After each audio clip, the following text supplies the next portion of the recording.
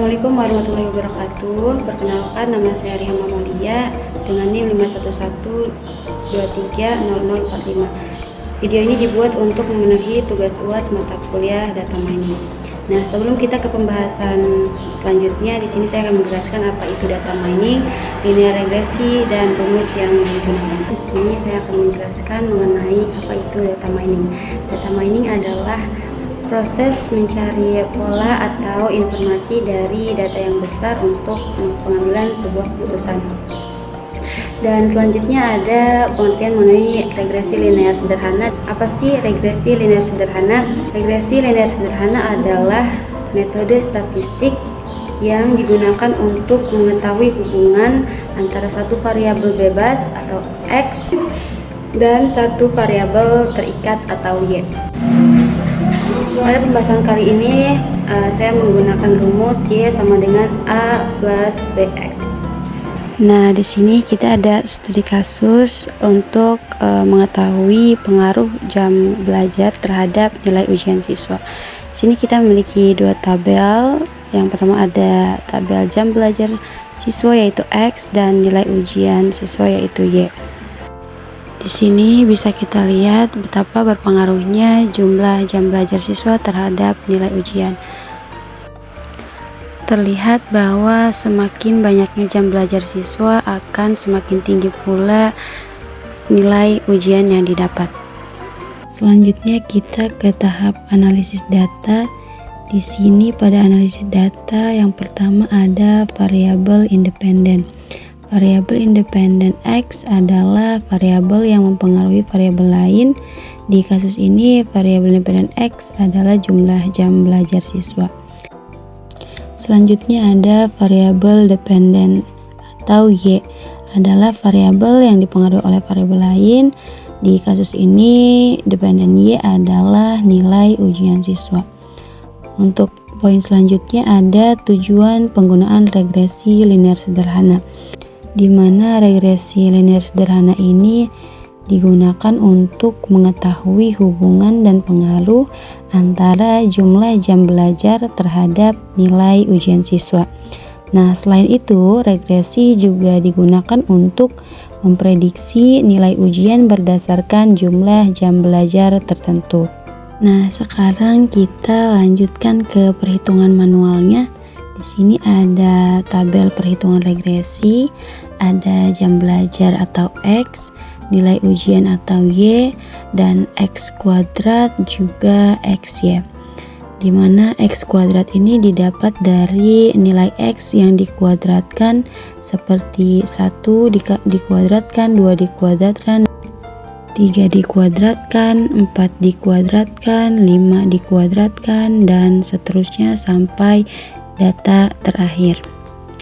Lalu untuk tabel XY didapat dari X dikali Y seperti 1 dikali 50 50, 2 dikali 5 4, dan seterusnya sampai data habis.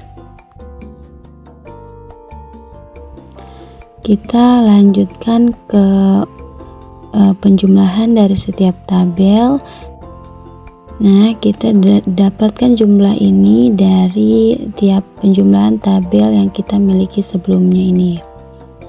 Lalu ini hasilnya untuk jumlah X ada 120, jumlah Y, jumlah X kuadrat, dan jumlah XY. Lalu kita memiliki N, di mana N adalah banyaknya data yang kita miliki. Seperti yang kita lihat sebelumnya bahwa banyaknya data yang kita miliki adalah 15 data atau 15 siswa.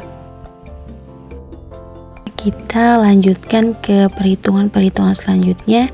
Yang pertama ada hitung nilai rata-rata dengan rumus rata-rata, yaitu rata-rata X sama dengan sigma X dibagi N, yaitu 120 dibagi banyaknya data 15 sama dengan 8. Lalu ada rata-rata Y sama dengan sigma Y dibagi N atau jumlah siswa. Selanjutnya kita hitung koefisien regresi, di mana rumusnya adalah B sama dengan N dikali sigma XY dikurangi sigma X dikali sigma Y dibagi N dikali sigma X kuadrat dikurangi sigma X dikuadratkan. Kita lanjutkan perhitungannya dengan substitusi semua jumlah nilai dari rumus di atas, di mana nilai N 15 dan sigma XY dan seterusnya. Untuk kita substitusikan, lalu kita hitung untuk mendapatkan nilai B dengan nilai 3,082. Kita lanjutkan dengan menghitung konstanta. Konstanta A sama dengan sigma Y dikurangi B sigma X dibagi N. Kita substitusikan juga untuk konstanta A dari nilai-nilai dari rumus di atas, sehingga didapat nilai A sama dengan 48,211.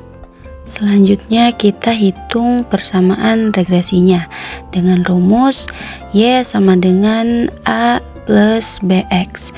Kita substitusikan Y-nya sama dengan 48,211 sebagai nilai A, lalu kita tambahkan dengan nilai B yaitu 3,082 dikali X. Lalu kita hitung nilai prediksinya dengan menggunakan jumlah jam belajar selama 16 jam pada siswa. Nah, ini cara kita menghitung dengan prediksi, yaitu Y sama dengan nilai A ditambah nilai B lalu dikali X-nya kita ganti dengan 16 karena kita ingin mengetahui prediksi nilai siswa ketika jam belajarnya selama 16 jam. Dan ternyata nilai yang didapat siswa ketika siswa tersebut melakukan belajar selama 16 jam adalah 97,522. Jadi terbukti bahwa semakin tingginya intensitas belajar siswa akan semakin tinggi pula nilai yang didapat. Dan ini adalah source code yang nantinya akan kita eksekusi untuk melihat perhitungan jika kita mengimplementasikannya pada pemrograman. Framework yang saya gunakan di sini adalah Visual Studio Code. Ini untuk codingannya yang nanti akan kita running di localhost. Nah, selanjutnya kita lihat hasil dari perhitungan menggunakan pemrograman. Dan ini untuk grafiknya. Bisa kita lihat yang warna biru adalah data asli, yang warna merah adalah garis regresi. Di sini ada nilai ujian dan jam belajar siswa.